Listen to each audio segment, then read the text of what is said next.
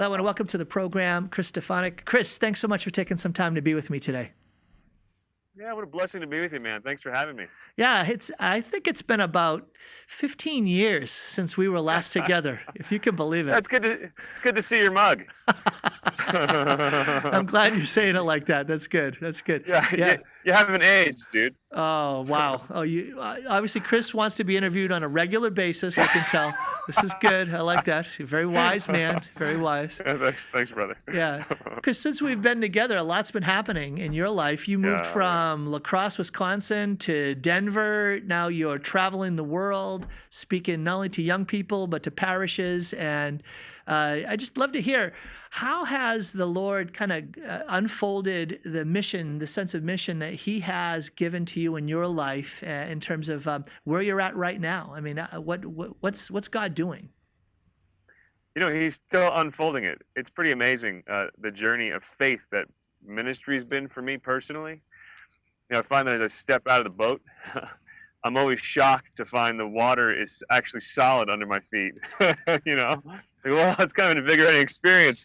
You know, so I mean, and if I hadn't taken those various steps of the years, yeah, there's no way I'd be doing what I'm doing now. You know, not that it's more important than parish youth ministry, but it's definitely where the Lord was leading me over the course of these past 15 years in ministry.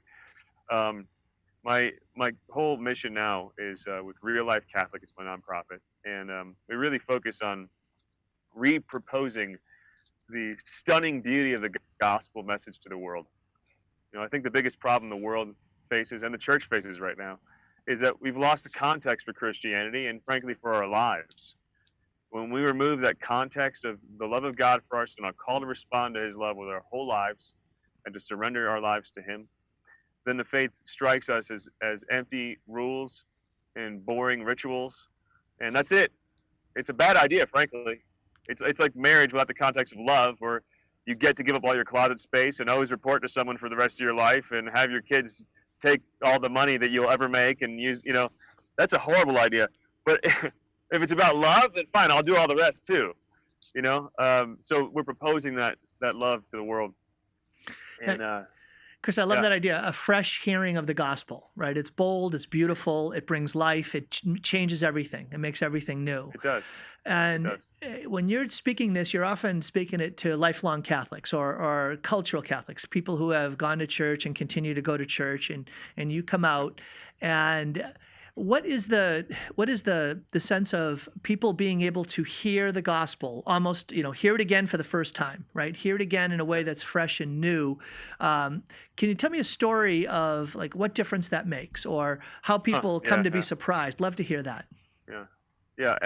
Every week, we're selling out these events. I mean, they're typically, even small towns might get 1,000 people, and some of them haven't been to church in decades. You know, we have a 6-month ramp up period before the event, where we're training outreach teams, just lay volunteers, training them to invite people back to church. It's not rocket science, but it's to empower people in that way. It's really a game changer.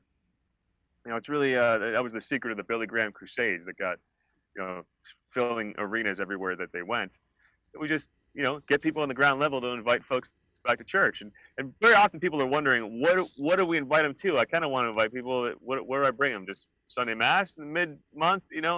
This provides the thing, that people can invite them back to. So we'll see a high percent that hasn't been to church in a long time. One of the most stunning places we did this and had that was in Marin, California, which is 2% Catholic. It's the home of Jerry Garcia, and everybody's sitting there with their arms folded, and you could tell they have not been to an event like this before. And it was scary as a presenter, but it ended with a standing ovation, So there's a relevance to the gospel message, even when people think, what's going on here? This is different. I was in Mississauga, Ontario, a couple weeks ago. One of the guys organized the events, got his grandpa to go. Grandpa hadn't been to church in 30 years. He was pouring tears at the end. There's an eternal relevance to that message when we keep it simple, streamlined, and gives back the whole context of Christianity that so many people think, oh, I've been there, I've done that, it's boring. And then they come in here. No, this is all flowing from the fact that we're created with a purpose. This is the best news in history. When it's delivered in a compelling way, that it's full of stories and makes them laugh or makes them cry, and then they're hearing through all that. Wow, my life has meaning. God loves me. I'm called to live in that love, and here's how I'm supposed to do that every day. It's a game changer. It's an absolute game changer. Pope Benedict said that God becomes God when he becomes the living God, not just a concept in the Yeah, mind, but you have that sense of an yeah, encounter. I had yes, the pleasure of interviewing Father beautiful. John Riccardo last week, and he talked about his emphasis is on the encounter. It's on meeting Jesus, and how Yeah, without that meeting of Jesus Christ, the living Lord, in a deep and personal, intimate way, it's just those rules. It's just those commandments. that's it. And That's it. so when you talk about presenting this gospel in Reboot Live, right? And folks, go to reallifecatholic.com and you can learn about events where Chris is doing this and learn how to invite Chris to come to your parish. Chris, when you talk about like hearing this gospel in a way that's fresh and new through stories and humor, and it's touching them, are they coming away with that sense that, my goodness, I never knew that I could be met by Jesus, that he's actually knocking on the door of my heart. Yeah, He's meeting me. absolutely. I mean, that's the whole goal of the event. And that charisma. I think we complicate things too much. Really, if I'm to think like how are we pulling that off at these events? There's no real secret sauce. Mm-hmm. you know, I mean, the word charisma is the word that Pope Francis used to describe what the gospel is: an announcement. An announcement's not a really long, complex dissertation.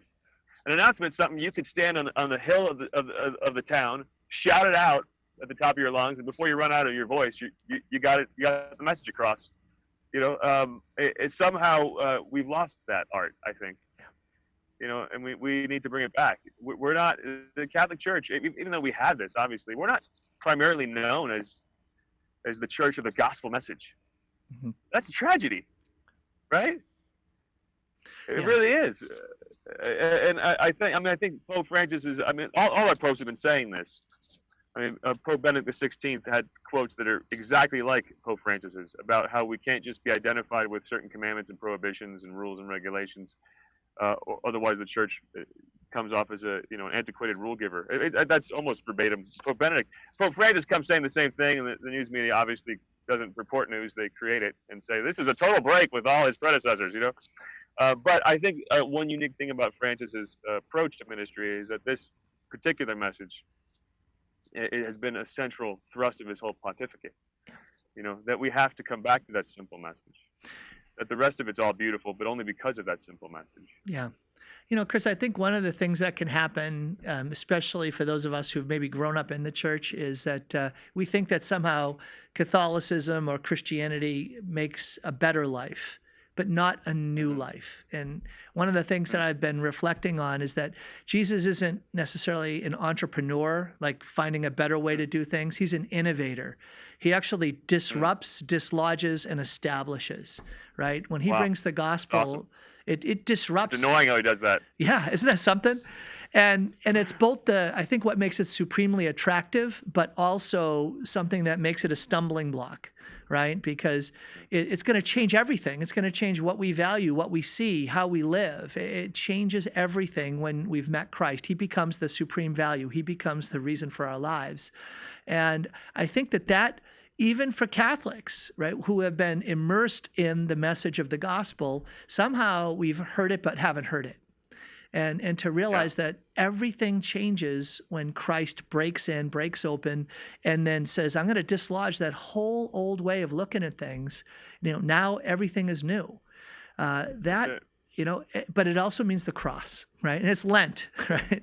And so it means being willing to die in order to rise. And I think sometimes we want to jump over the death and just arrive at the resurrection. And so Sometimes. how about all the time, right? Yeah. Yeah. I really want to be the patron saint of people who sit on a beach and sip a Corona. And I've looked for that job opening, and it's just there is none. That you gotta suffer. But I love that he's an innovator. It makes all things new. The early Christians called themselves the living ones. Mm-hmm. Pope Benedict XVI wrote about that. And at our Reboot Live events, I'm always pushing to the people who did the inviting So, my conversion happened as a junior high kid. My parents dragged me to a retreat, so I love coerced religious experiences for teenagers. Right? My parents made me come. Good. I'm glad they made you come. And and what changed my life was to be in the presence of people whose lives have been turned upside down by Jesus. Hmm. I can't recite a single line that I heard from the stage, although I remember the presenters were engaging. What really struck me and blew my mind was looking at the people all around me, and there was a spark behind their faces, behind their eyes. There was this light that I didn't have in mind, and I thought, I want that, you know. So it's really, this is not about world-class evangelists, professional speakers. And I'm always trying to drive that home with our Reboot Live outreach teams that are on the ground. Like, you invited your friends. When they come in the door, they need to see that you have that spark behind your eyes. You need to reach out, smile, say welcome. They need to see you entering into prayer and a worship and praise and singing out loud, not doing what your Catholic ancestors have done for, I don't know when we stopped singing, Tom, but we stopped a long time ago. We have to be those living ones in the pews. And that's a game changer. Well, and I And love the I think name. that's what helps it. I think that's part of what helps it not be a flash in the pan, but the focus is really parish renewal. Are we going to be evangelistic parishes, focused on the charisma, focused on that central headline, or we're just going to preserve rituals and leave it at that? Well, and I think some of it's context, right? So I spent 5 years in the seminary. I wasn't ordained, but I had all the formation that a priest has, and the context of how we learned theology was in the classroom. So it naturally becomes information that we memorize rather than news that we respond to. And I think that's that can be one of the challenges, is that the very mode of communication of the truths of our faith make it something that is going to just live in our heads and really divorced from our lives. And there's almost a kind of unlearning that has to happen for those who take in information rather than news, right? News is that kind of proclamation that if you don't respond to it, you haven't heard it. Beautiful. Beautiful. Bam, that's gorgeous, man. and I think there's a poverty around that concept in Catholic ministry land. Mm-hmm. I love learning the faith. I love popping in new CDs and reading new books. But we got to remember, we who are in ministry geek out on those things, all right? Mm-hmm. But even us, as much as we love the Lord, I generally don't have much time to sit down and read a theological book. I'm burnt out. I got 6 kids. When I need quick inspiration. I need things that give me life and tell me how to live Christianity today in practical ways. And I don't see a lot of that being provided. I think it's breezed over. And we got to remember, most of the saints were not theologians. Not only do you not have to be a theologian to be a good Christian, you don't have to be a theologian to be a great saint. Hey, wait a minute now. I've I've studied a lot of theology. Wait a minute now. You mean all that money I spent on the degree? Dang, I thought that was going to make me a saint. Yeah. Total waste. No, it wasn't a waste. But you know what I'm saying. Yeah. If we don't the devil's a great theologian, right? If we don't, yeah. If he could theologize circles around us, boy. Well, Chris, if we don't have that love at the center, yeah, we got nothing. I think that it's one way that I've heard it said, I really like, is that the gospel is not only true, it's good, right? And the truth sets us free, right? Goodness is about human flourishing.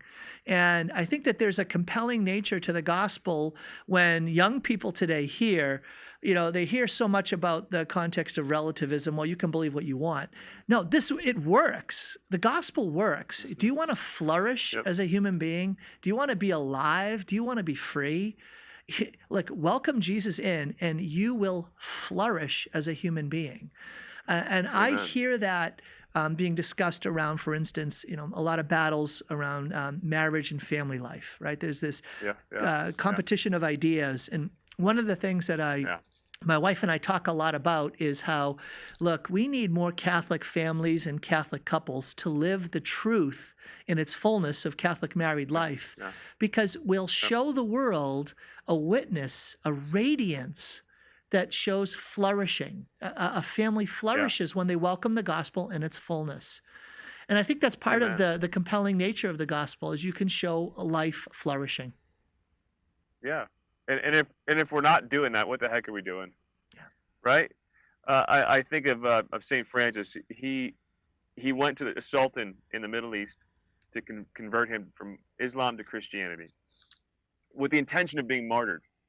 And he just talked about the greatness of Jesus, and this guy wanted him to stay there and keep talking to him forever. But Francis, I think, could tell, well, he's not going to convert. And time to give up. I guess I'm not going to be killed. Francis was followed by a wave of Franciscan martyrs who went there, and I think the approach was a bit different, where they pointed out a little more directly what the problem was with Islam, and claims that maybe Muhammad was a heretic, and okay, I'm sure they're great saints because they're willing to die for the truth. Not great evangelists, because they got their heads cut off by their approach pretty quickly.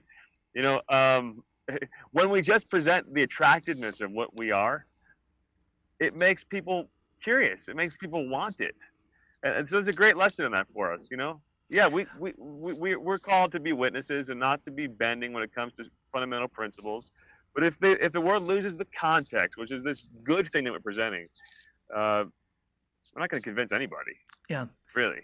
No, Chris, I completely agree. I think, okay, let's stay with St. Francis, right? When did his first followers come to him? It was when he was responding to what he heard the Lord say to him from the cross, rebuild my church.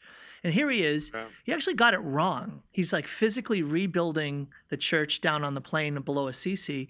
Yeah. And it was there that his first followers came to him. So he is actually trying to respond to the gospel with his life, and that's what radiates. That's what is magnetically attractive. And I think that's what we need to go back to. It's not just, okay, I've got the proposition just so, and that's going to somehow change hearts and minds. No, it's the truth that takes root in our hearts and shines in our lives. And that's what's so exciting about what you're doing for me, is that you guys are committed to be radiant witnesses, of the gospel. Thanks, brother. Thank you. Yeah, and anybody's watching, check it out. RealLifeCatholic.com and Absolutely. Live. It's all the info's on there. Yeah, and now you also do quite a bit on media. I want to respect the time we have today, Chris. So you also do quite a bit online. You've committed to evangelizing, being really a digital ministry, missionary in the digital world. I think that's such a really a key place to be able to reach a young generation that spends more and more of their time in that digital world. What gave you a fire to do that? Or an older generation, because frankly, attention spans are very short when it comes to learning about the faith. You got to be able to say it in a couple minutes in a visually engaging way, and then people will suddenly listen. What gave me the fire to do that was, I guess I discovered what works as I started doing it. I kind of didn't really think about doing this, and filmed a random video on a beach in Oregon, and someone posted it and got 10,000 views right away, and I thought, wow, it takes me a while to speak to 10,000 people. Mm-hmm. This is duh. Let's use media. Mind-blowing idea. Every month we're producing new videos. I got a TV show coming out soon, radio spots. If people want to get that stuff and share it with the world, on my website you can sign up for the newsletter, and you get that in your inbox. We also take someone to the Holy Land every year for free who's on my newsletter list. So don't want to miss that. But yeah. But I've seen tremendous fruit through those videos and radio spots. Like more than I expected. They get around. Just talking about the basics of the faith, how to live it out every day. Yeah. Well, if you haven't been to his website, please go to reallifecatholic.com. It's a great website. I love the videos that are there. A lot of free goodies for you all. And again, especially for young people, Chris does so much to reach young people, to be able to come to faith, recognizing how Christ wants to be part of their lives. But Chris, I love the way that you're expanding your ministry to be able to reach out to parishes and help parishes come alive. I think that's so critical today. There are a lot of efforts doing that. And I'm thrilled that you're one of them, pushing forward and again, letting the gospel have a fresh, to give it a fresh hearing. So thank you for committing to do that. Thanks, man. Yeah. Thanks for having me on. A real honor talking to you, Tom. Absolutely. It's a pleasure to connect with you again, Chris.